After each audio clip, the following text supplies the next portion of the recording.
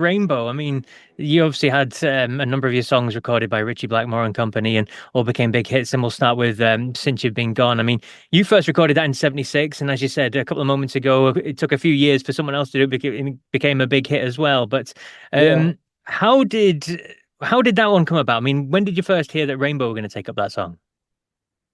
Well, I heard, first of all, it was a hit in America by a band called Head East. They recorded it, much more like my version. My version was, I wanted it to be quieter and go into more power when it got to the chorus. But it was recorded by Head East. They recorded it, and it got to, for a heavy song, it did pretty well in America. It got to about 40, something like that.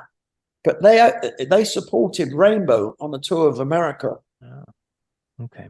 So I think that's where, I don't know, I've not asked Ritchie, but I think that's probably where they heard it, I think, there. And they thought this would be good for us.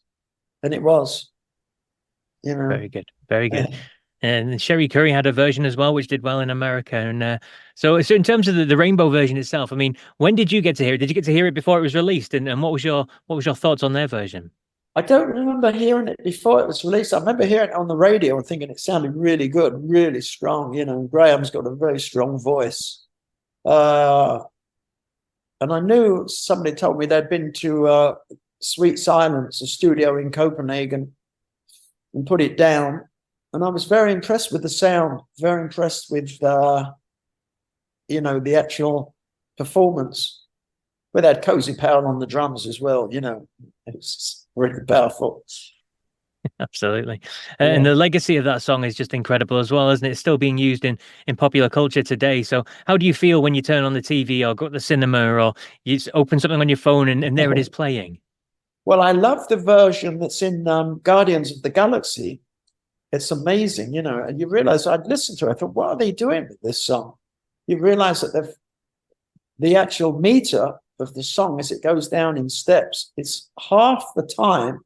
The words stay the same, but it goes down half the time as all previous recordings. It says down, down, down, down. It goes down.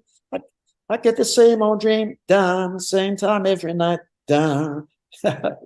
So it's got half as many chords, but it works so well, Well, songs, when they become popular, certain songs take on a life of their own, don't they? It becomes something new, something different. You don't think of it when you're, when you're writing and you don't know where it's going to go. It's interesting. Yeah, yeah. And then along came I Surrender and another big hit for Rainbow and another one of your songs. I mean, was that something that Richie reached out to you or Rainbow reached out to you, or was it just a coincidence? I was just going into the studio, Paul. I was just doing songs going in there. I had a great deal with Island Music.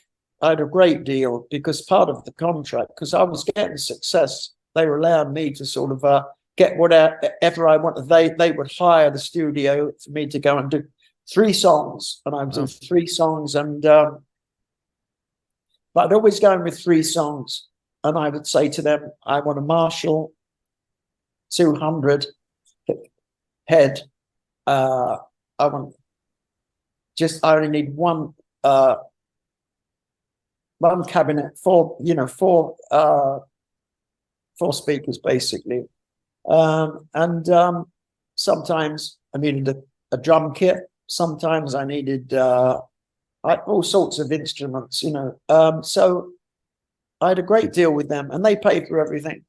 How did Rainbow come to record that one? I mean, obviously, Oh yeah, was it yeah. written for them or was it organic or? No, yeah. I had this. So that was one of the songs, and one of the 3 songs at that time that I had. I went into the studio and I thought I'd like to hear my friend John Verity sing it, and he sang the thing. I sort of arranged it. I arranged it with Bob. Bob played drums on it. Dave Winter played bass on it. I think John might have played guitar on it. I don't think if I played guitar on it, but I sort of set the thing up and John sang it really well, gave it to Ireland. And I think they must have sent it to Rainbow. Rainbow were looking for songs because I know at the same time I'd written another song. It had a girl's name in it. This is what I was told. I didn't ask Ritchie this, but I would ask him if I saw him now.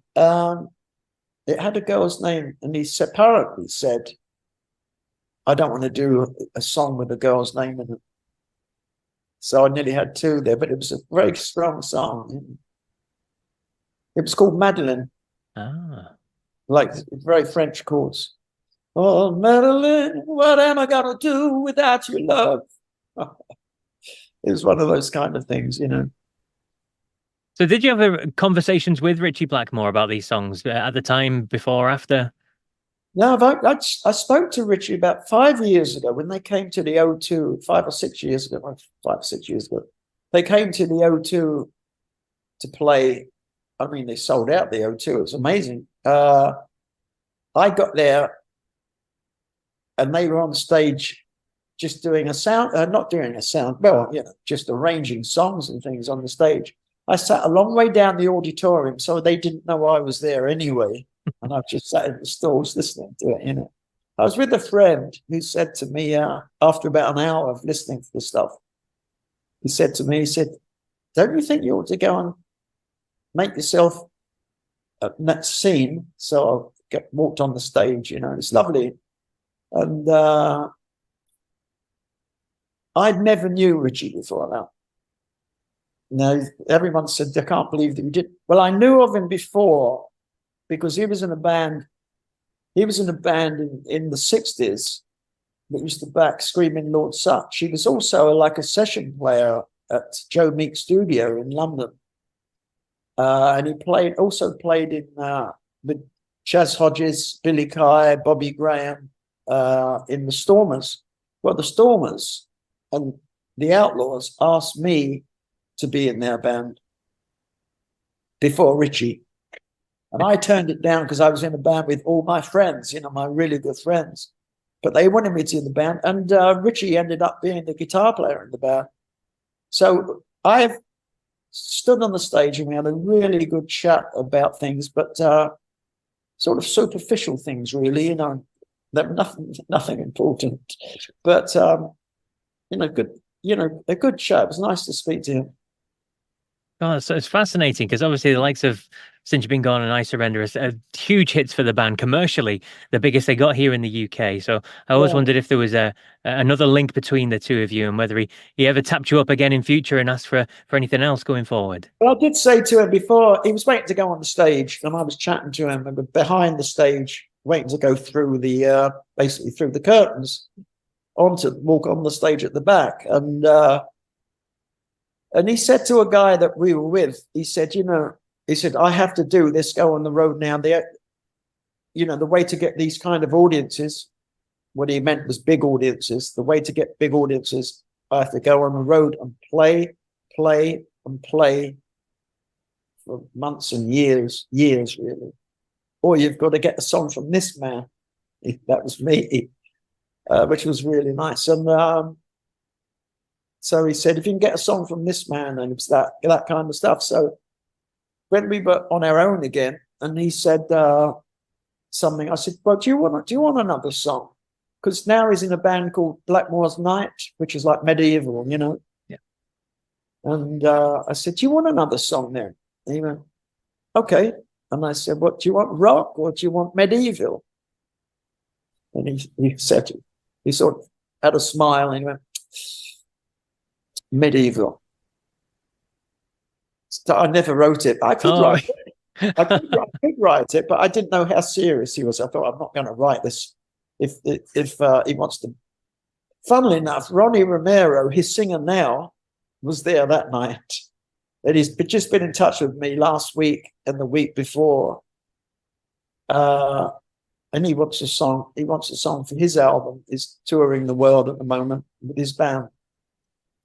But yeah, so he would obviously, I'm looking forward to meeting him because he'll have stories about Ritchie and what they're doing now, what they're up to, whatever. But it's just nice to write, Paul, really. It's just good. You know, they say you are what you repeatedly do. So if you stop doing it, you lose it, you know. Indeed. And when you speak about writing for Ronnie, do you write for him or do you write with him in this occasion? Well, he said to me, "I just like a song from you." He said, "But if you have time and I could come over and maybe write a song with you." And I said, "Yeah. I've got other friends. I've got a friend here today that could write him a good song as well. Rowley Jones, very good writer. So, I mean, he might end up writing with us as well, because we're writing together."